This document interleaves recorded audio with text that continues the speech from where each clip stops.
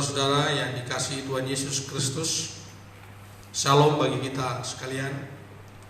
Dan hari ini kita kembali lagi menikmati ibadah lewat siaran online, dengan harapan kita terus memelihara dan membangun hubungan yang terus intensif dengan Tuhan, terus menerus dengan Tuhan, meskipun pandemi COVID-19 belum berakhir, tidak menghalangi kita untuk beribadah. Hari ini saya mau menyampaikan firman Tuhan masih terkait dengan masa-masa pasca kebangkitan. Kita tahu ada 40 hari Yesus setelah bangkit dari kematian, dia bersama-sama dengan murid-muridnya. Dia bersama-sama dengan murid-muridnya dan 40 hari dia bersama dengan murid-muridnya. Dan dalam kesempatan ini saya ingin menyampaikan firman Tuhan yang masih terkait dengan suasana kebangkitan, seperti yang sudah dibacakan tadi oleh pemimpin acara kebaktian di dalam Injil Lukas. Dalam Injil Lukas pasal yang ke-24, seperti kita ketahui bersama, minggu yang lalu saya menyampaikan pasal 24 ayat yang ke-13 sampai dengan ayat yang ke-35. Hari ini saya ingin menyampaikan ayat yang ke-36 sampai dengan ayat yang ke-49. Dan firman Tuhan sudah dibacakan Bapak Ibu dan saudara-saudara. Perikop yang diberikan oleh Lembaga Alkitab Indonesia di sana adalah Yesus menampakkan diri kepada semua murid. Yesus menampakkan diri kepada semua murid. Tentu saja ke-11 murid yang dimaksud. Sudah termasuk satu murid yang dijumpai oleh Yesus waktu jalan menuju ke Emmaus minggu yang lalu, sudah saya jelaskan kepada kita sekalian. Dan ketika murid yang bertemu dengan Yesus atau yang bercakap-cakap dengan Yesus di jalan menuju ke Emmaus itu, dia datang kepada murid-murid yang sedang berkumpul di satu tempat karena suasana ketakutan, suasana keraguan, saudara-saudara. Lalu murid ini menyaksikan apa yang dilihatnya, apa yang dialami ketika bersama Yesus waktu jalan menuju ke Emmaus. Itu sebabnya di ayat 36 di situ dikatakan, dan sementara mereka bercakap-cakap tentang hal-hal itu. Hal-hal itu yang mana? Hal-hal terkait dengan ayat yang ke-35 ke bawah, atau 13 sampai dengan ayat yang ke-35. Murid-murid dengan antusias, dengan semangat menyaksikan peristiwa yang mereka alami waktu mereka bertemu dengan Yesus, atau kala Yesus menampakkan diri kepada mereka di jalan menuju ke Emmaus. Saudara, dalam semangat menceritakan itu kepada murid-murid yang lain, Yesus juga datang di tengah-tengah mereka. Dan ini yang disebut juga sebagai penampakan Yesus kepada murid-murid. Semua murid tentu saja, semua murid. Murid yang tadi ketemu di jalan menuju ke Emmaus juga ketemu lagi dengan Yesus waktu Yesus datang bersama-sama dengan mereka. Jadi Bapak Ibu dan saudara-saudara yang dikasihi oleh Yesus Kristus, kepentingan peneguhan kebangkitan Yesus bukan untuk murid saja. Ini penting sekali. Jadi kepentingan peneguhan kebangkitan Yesus bukan untuk murid saja, atau ke-12 murid saja, atau ke-11 murid, ke-11 murid saja, saudara. Namun untuk para murid-murid di seluruh dunia. Saudara. Injil Kristus bukan berdasarkan logika filsafat, namun berdasarkan peristiwa sejarah yang dinubuatkan dan digenapi oleh Tuhan Yesus. Ini bukan cerita, tetapi ini adalah bukti sejarah yang dinubuatkan oleh para nabi-nabi, saudara-saudara, lalu kemudian digenapi oleh Tuhan Yesus. Kebangkitan Kristus merupakan berkat yang terbesar dalam hidup orang Kristen, yang memberikan dasar, yang memberikan arah, yang memberikan kekuatan dalam kehidupan ini, serta memberikan semangat di dalam melayani Tuhan.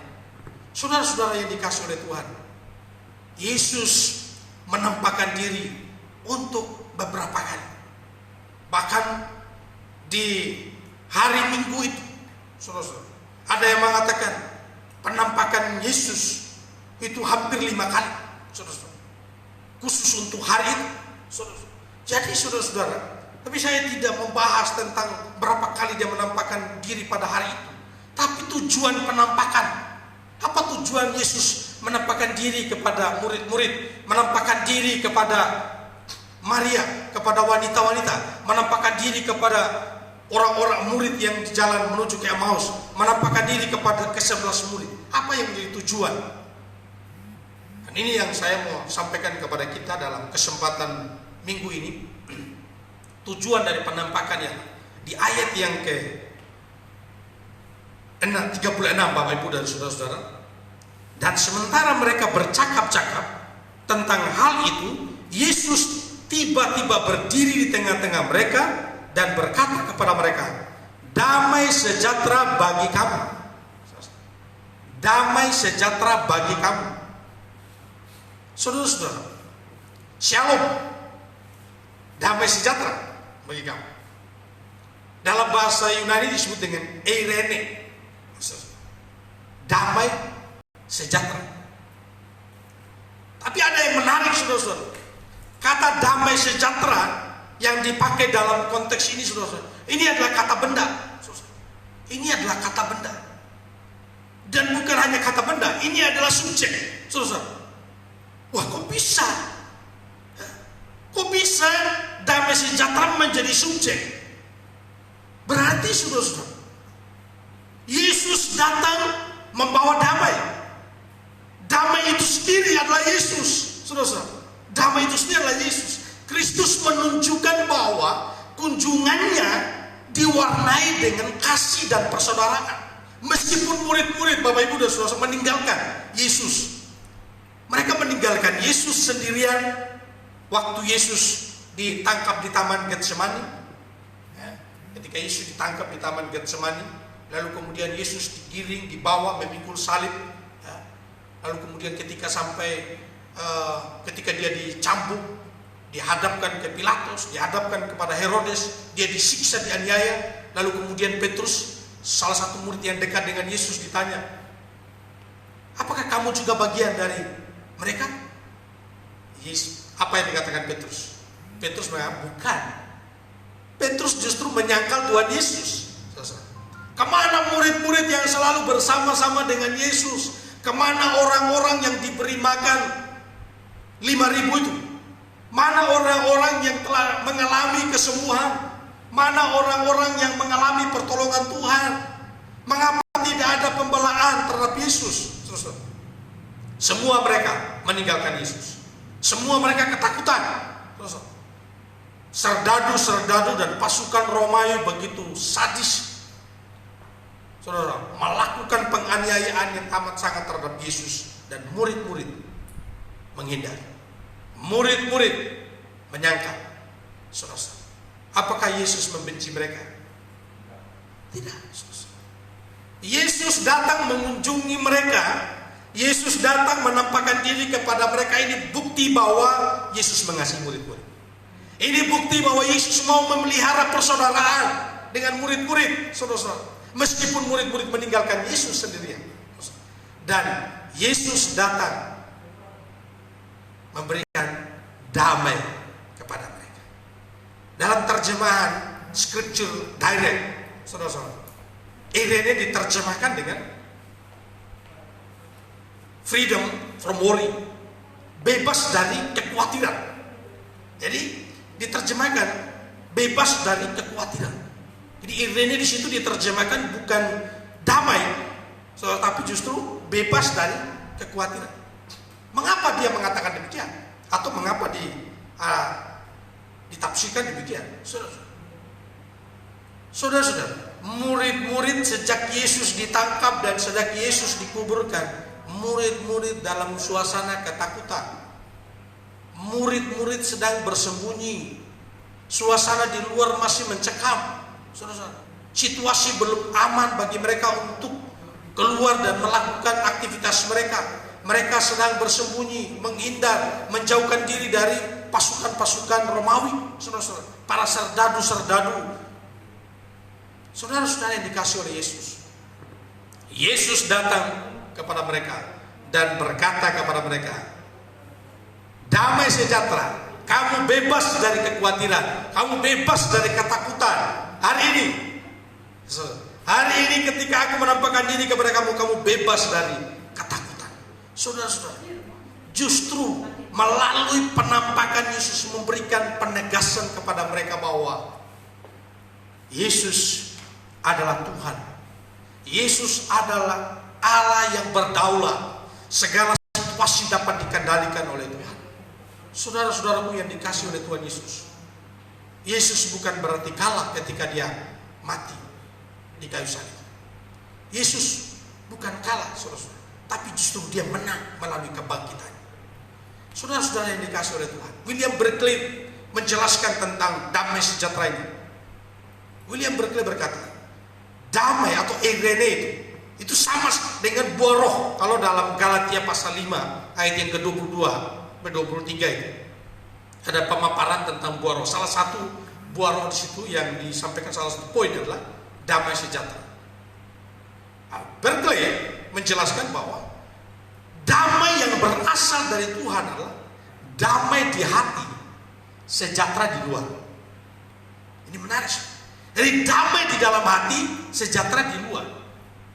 Lihat saudara-saudara, dalam kehidupan kita hari ini, ada banyak orang yang hidupnya sejahtera, uangnya banyak, ya, hartanya di mana-mana, belum tentu hatinya damai. Belum tentu hatinya damai.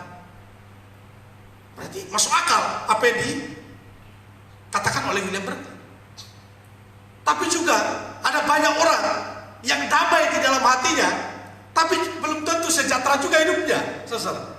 Belum tentu sejahtera juga hidupnya. Damai dia di dalam hatinya, saudara, belum tentu sejahtera hidupnya. Saudara, terjemahan ini adalah damai sejahtera. Ini satu kalimat, saudara, satu kata, saudara. Damai sejahtera. Tuhan mau menegaskan kepada kita bahwa, atau Berkeley mau menegaskan kepada kita bahwa damai yang berasal dari Allah atau damai yang dibawa oleh Yesus adalah damai di hati, sejahtera di luar.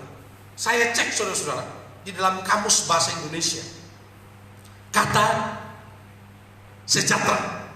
Karena di dalam bahasa Indonesia damai dan sejahtera itu dibedakan. Tapi dalam bahasa Yunani satu. Sejahtera itu sudah berarti aman. Sejahtera berarti bisa berarti makmur juga, saudara. Lalu kemudian sejahtera juga berarti selamat, terlepas dari segala macam gangguan. Terlepas dari segala macam gangguan. Aman dalam hidup ini, makmur, saudara-saudara. Lalu kemudian ya, sentosa juga boleh, saudara-saudara. Atau apa? Selamat, bebas dari berbagai macam gangguan. Saudara-saudara, saya menganalisa ini.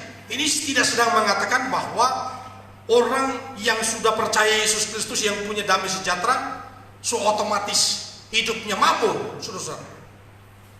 Dalam Mazmur 112, saudara-saudara, harta dan kekayaan ada dalam rumah orang yang takut akan Tuhan. Kata hon di situ, saudara-saudara, dalam bahasa Ibrani, cukup, saudara. Jadi harta itu cukup, saudara. Jadi bukan jangan menerjemahkan kemakmuran atau harta itu dengan kita harus berkelimpahan. Kita cukup itu adalah kekayaan bagi kita sebagai orang Kristen. Tuhan selalu mencukupkan kita. Pada saat kita mau makan, Tuhan sediakan. Pada saat kita mau minum, Tuhan sediakan. Apa saja yang kita butuhkan, Tuhan sediakan. Cukup, saudara-saudara. Itu adalah bagian dari hidup yang sejahtera. Jadi saudara-saudara, kembali lagi, ketika Yesus datang kepada murid-murid yang sedang ketakutan, mereka takut kalau mereka juga akan disalibkan. Mereka takut kalau mereka juga akan dianiaya. Saudara-saudara, Yesus datang segala gangguan di dalam hatimu. Tenangkan hatimu, ada damai sejahtera yang aku bawa kepada kamu. Damai ini adalah subjek. Yesus adalah damai. Dia ada di tengah-tengah mereka. Dia ada di hadapan mereka. Dan dia jaminan bagi mereka. Dia jaminan bagi mereka. Itu sebabnya saudara-saudaraku yang dikasihi oleh Tuhan, tujuan dari penampakan Yesus kepada murid-muridnya adalah yang pertama, memberikan damai sejahtera kepada para murid. Hari-hari ini saudara-saudara, kita diganggu, hati kita diganggu, pikiran kita diganggu, bahkan kesejahteraan kita juga diganggu. COVID-19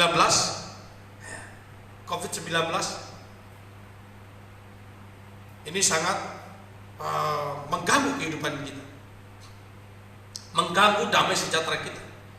Pada saat kita menonton, ada berita-berita, ada yang meninggal, saudara-saudara, wah, mengerikan. Tadi malam saya mendapat informasi dari grup Universitas Gunadarma. Ada seorang ibu yang bernama Erma Yunita Simamora. Erma Yunita Simamora, dia sakit, dan dia menyaksikan di rumah sakit, di ruangan isolasi, dia menyaksikan gejalanya ketika dia mencium tidak rasa apa-apa. Jadi penciumannya itu tidak berfungsi, lidahnya juga tidak dia berusaha makan jeruk yang pahit sekalipun tidak ada rasa. Di tenggorokannya seperti ada yang menyumbat dia, yang menyumbat tenggorokannya. Dia menyaksikan itu sebelum dia meninggal. Mamanya datang membawa makanan, tidak bisa melihat dia. Dia hanya melihat lewat kaca, lalu kemudian titip makanan. Menonton video itu mengganggu damai sejahtera. Aduh, begitu bahaya sekali. Mulai membayangkan saudara, kalau kita kena, saudara, orang tidak lagi bertemu dengan kita, itu bisa mengganggu kita. Saudara-saudara, dalam ilmu psikologi, ketika pikiran dan hati kita terganggu, maka kita tergerogoti, saudara-saudara. Kita tergerogoti. Kita belum berperang, kita sudah kalah duluan. Kita sudah takut duluan, kita sudah gentar duluan. Dan itu yang terjadi dalam hidup kita sebagai manusia. Puji Tuhan, saudara-saudara, Yesus datang di hadapan murid-murid yang sedang ketakutan, saudara-saudara, mau maju tapi sudah takut duluan, saudara-saudara. Hati mereka tidak tenang, saudara-saudara. Yesus datang memberikan satu kepastian damai sejahtera bagi mereka. Saudara, saudaraku yang dikasihi oleh Tuhan, Yesus datang memberikan damai sejahtera. Saya juga menegaskan kepada kita sekalian, damai yang dibawa oleh Tuhan, damai di hati, sejahtera di luar. Hidup ini milik Tuhan. Hidup ini milik Tuhan. Biar kita bergantung kepada Tuhan, berserah kepada Tuhan, berjalan dalam hikmat Tuhan, saudara-saudara. Bukan dalam kepandaian kita semata-mata, saudara-saudara, tapi kita berjalan dalam pimpinan Tuhan. Dan firman Tuhan menjadi wejangan bagi kita. Damai hati kita, tetapi juga sejahtera hidup kita. Aman. Aman di tangan Yesus. Saudara-saudara yang dikasihi oleh Tuhan, itu poin yang pertama. Poin yang kedua, saudara, tujuan dari penampakan Yesus kepada murid-murid adalah membuktikan kebenaran. Kebenaran apa yang dibuktikan? Kalau saudara baca ayat 37, ayat 37 sampai dengan ayat yang ke-47. 47, saudara. Di situ saya simpulkan sebagai Yesus membuktikan kebenaran. Kebenaran apa? Ayat 37 berkata, mereka terkejut dan takut dan menyangka bahwa mereka melihat hantu. Mereka menyangka mereka melihat hantu, saudara. Jadi kebenaran yang pertama yang mau saya katakan kepada jemaat Tuhan adalah kebenaran bahwa Yesus bukan hantu. Itu penting sekali, saudara. Yesus adalah manusia yang bersama-sama dengan murid-murid Ya, mereka berjalan bersama, mereka makan bersama, saudara-saudara, mereka istirahat bersama, saudara-saudara. Lalu kemudian ketika Yesus sudah bangkit, Yesus sudah mati dan kemudian bangkit, saudara-saudara, mereka menyangka Yesus itu hantu. Tapi terjemahan Alkitab kata hantu di situ, saudara-saudara, sebenarnya kurang tepat juga, saudara-saudara. Karena saya cek, saudara-saudara, kata hantu itu dalam bahasa Yunani adalah patasma. Patasma itu hantu, roh jahat, saudara-saudara. Hantu atau roh jahat. Saudara. Tapi murid-murid bukan mengatakan patasma. Murid-murid mengatakan pneuma, roh, saudara-saudara. Jadi bukan hantu sebenarnya. Kenapa diterjemahkan hantu, saudara-saudara? Kenapa ini diterjemahkan dengan hantu? Karena bukan hantu. Murid-murid mau mengatakan bahwa jangan-jangan ini adalah roh. Roh artinya memang Yesus, tapi roh yang tidak jasmani, saudara-saudara. Jadi murid-murid bilang, memang wajahnya Yesus, saudara-saudara.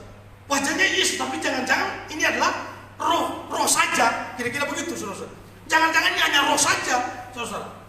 Untuk membuktikan kebenaran bahwa dia bukan hanya sekedar roh saja, saudara-saudara, dia apa yang dilakukan? Adakah makanan, saudara-saudara? Ada apa di situ? Ikan kan? Ikan goreng atau ikan bakar? Wah, saudara, mereka kasih dia ikan, saudara. Dia makan di depan mereka. Kalau dia patasma atau kalau dia roh gentayangan yang tidak jasmani, dia nggak bisa makan dong. Dia nggak bisa makan, saudara. Tapi Yesus bangkit dengan tubuh jasmani yang mulia, saudara. Ini perlu digarisbawahi, saudara. Yesus bangkit dengan tubuh jasmani yang mulia, yang tidak bisa dibatasi oleh ruang dan waktu, saudara. Itu sebabnya tiba-tiba dia ada di tengah-tengah mereka. Tapi dia tubuh jasmani, saudara. Saudara-saudara yang dikasih oleh Tuhan, kebenaran yang pertama, Yesus bukan hantu. Yesus bukan sekedar roh yang gentayangan, tapi Yesus adalah Tuhan yang bangkit, hidup jasmani yang mulia di tengah-tengah mereka. Ini yang pertama. Ini yang pertama. Jadi saudara-saudara, kebenaran ini perlu diketahui oleh murid-murid. Oh, ternyata, kan begitu. Ternyata benar, Yesus ini bangkit dari kematian. Dan bukan hanya roh gentayangan yang bangkit, dia adalah manusia jasmani, saudara-saudara. Bisa makan bersama-sama dengan mereka. Bahkan waktu dia menunjukkan tangannya ketika ada murid yang tidak percaya, lihat, bekasnya masih ada kan? Bekasnya masih ada, saudara-saudara. Saudara-saudara, bisa saja sih Yesus sebenarnya bekas juga dihilangkan, bisa aja kan? Tapi perlu memberi penegasan kepada murid, karena ada murid yang tidak percaya, saudara-saudara. Masih ada tanda-tandanya. Semuanya bertujuan apa? Menegaskan bahwa benar Yesus bangkit. Kebenaran yang kedua apa, saudara-saudara?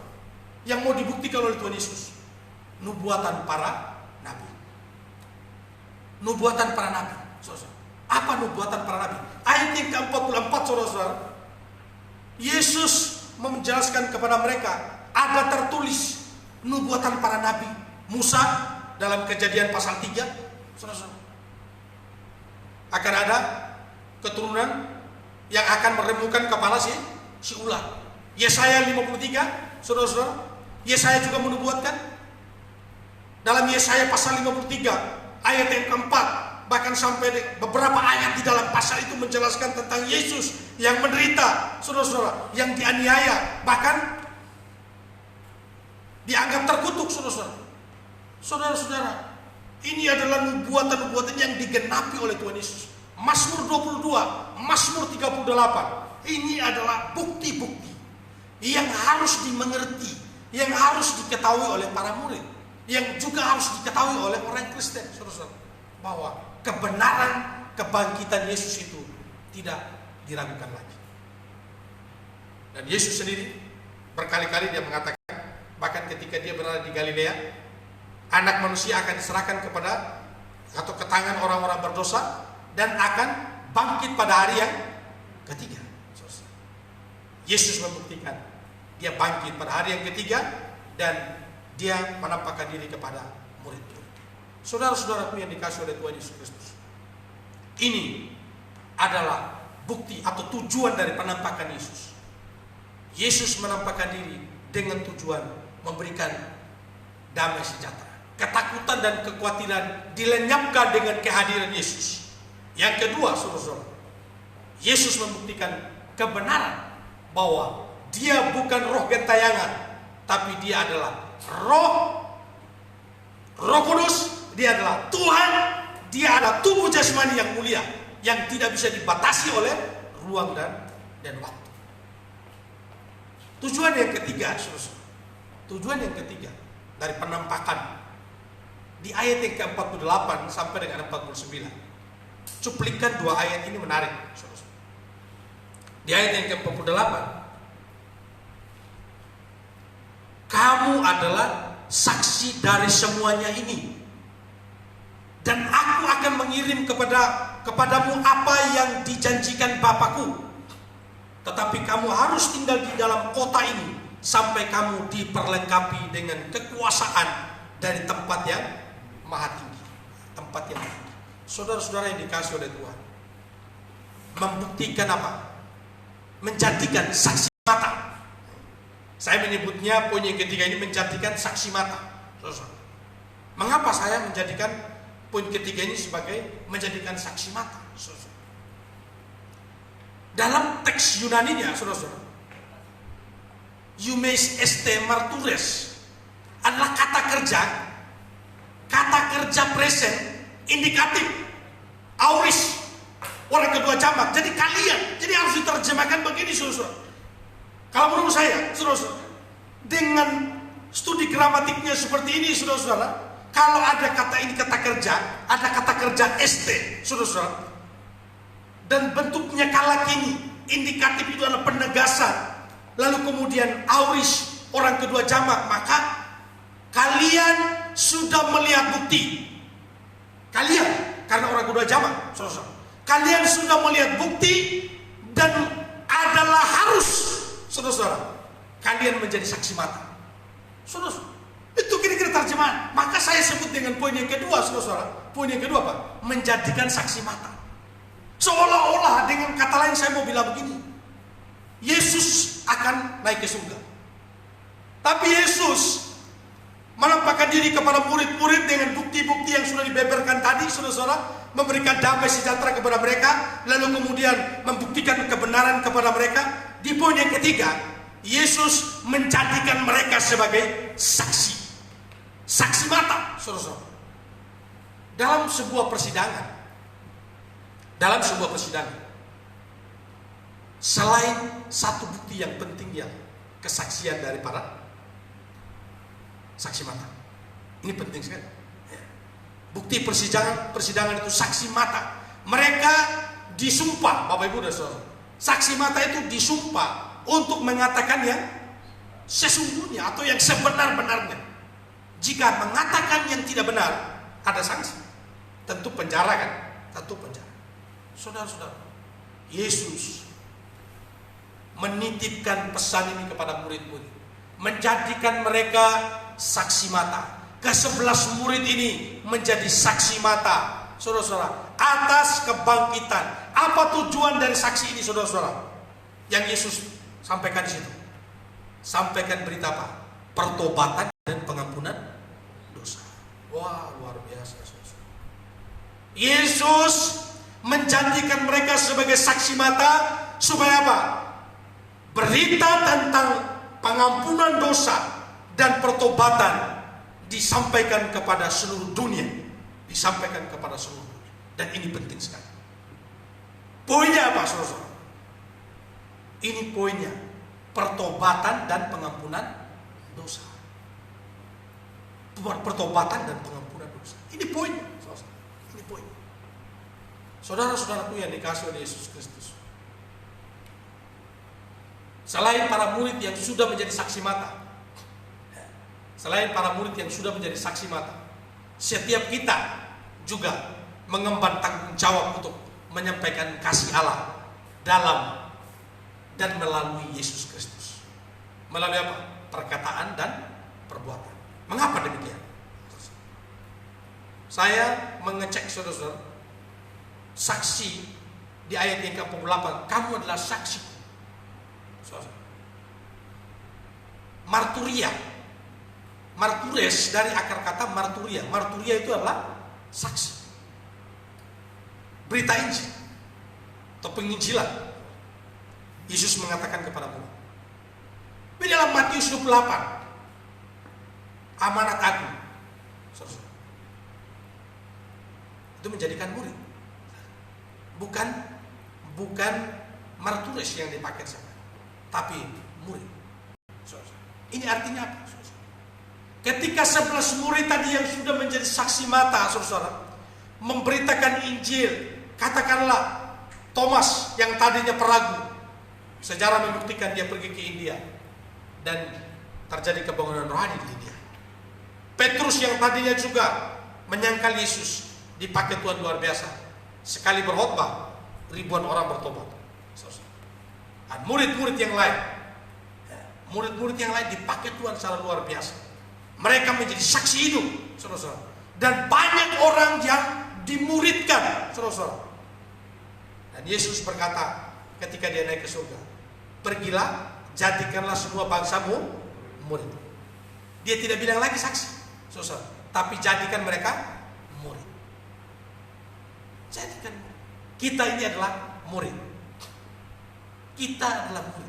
Setiap kita mengemban tanggung jawab untuk apa? Menyampaikan kasih Allah di dalam dan melalui Yesus Kristus.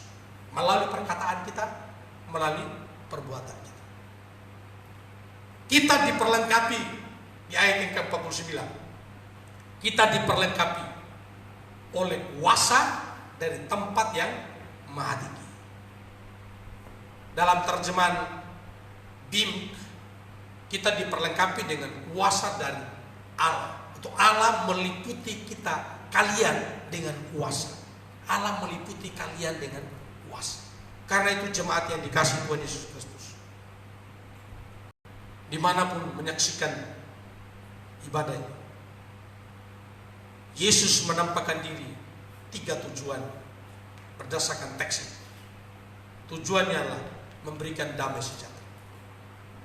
Tujuan yang kedua, membuktikan kebenaran. Dan tujuan yang ketiga, menjadikan saksi mata. Perlu saudara memberikan penegasan saksi mata. Saksi harus mengatakan yang sebenar-benarnya. Murid tidak mungkin berbohong, saudara. Kalau mereka berbohong, ada konsekuensinya. Dan satu bukti, sejarah mencatat, kebenaran tidak pernah luntur oleh zaman, saudara. Yesus Kristus adalah Tuhan dan Juru Selamat. Dari dulu ketika murid-murid dengan semangat bahkan mati martir memberitakan Injil, sampai pada hari ini kebenaran Injil terus disuarakan. Tidak pernah pudar, tidak pernah luntur oleh waktu, saudara-saudara. Karena itu saya juga menegaskan kepada jemaat Tuhan, Yesus sudah bangkit bagi kita. Kita sudah melihat bukti. Apa bukti bagi kita, saudara? Kalau Yesus di dalam teologi sistematik, saudara, ada yang disebut dengan penyataan umum dan penyataan khusus. Penyataan khusus, Yesus menyatakan diri, atau Allah menyatakan diri di dalam Yesus Kristus. Yesus bersama-sama dengan murid-muridnya. Penyataan khusus yang kedua apa? Alkitab. Kalau murid-murid bertemu dengan Yesus sebagai penyataan khusus, kita juga dapat bertemu dengan Tuhan melalui apa, Bapak Ibu Saudara? Melalui Alkitab.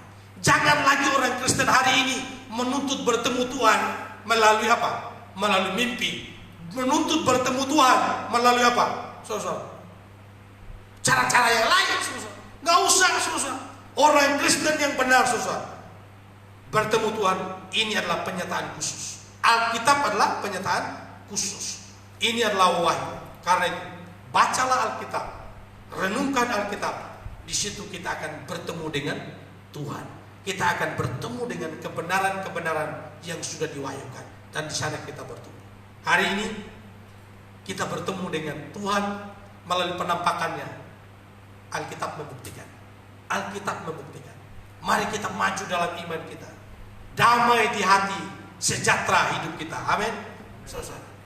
Damai ada pada orang yang percaya kepada Tuhan. Damai di dalam, sejahtera di luar. Dan kita telah mengerti kebenaran, dan kebenaran itu telah nyata di dalam firman Tuhan. Kita adalah saksi Tuhan. Setiap orang yang sudah menjadi murid, kita adalah saksi. Dari mana kita menjadi saksi? Kita dari Alkitab. Kebenaran telah mengatakan. Kiranya Tuhan Yesus memberkati jemaat Tuhan. Tuhan Yesus memberkati. Shalom.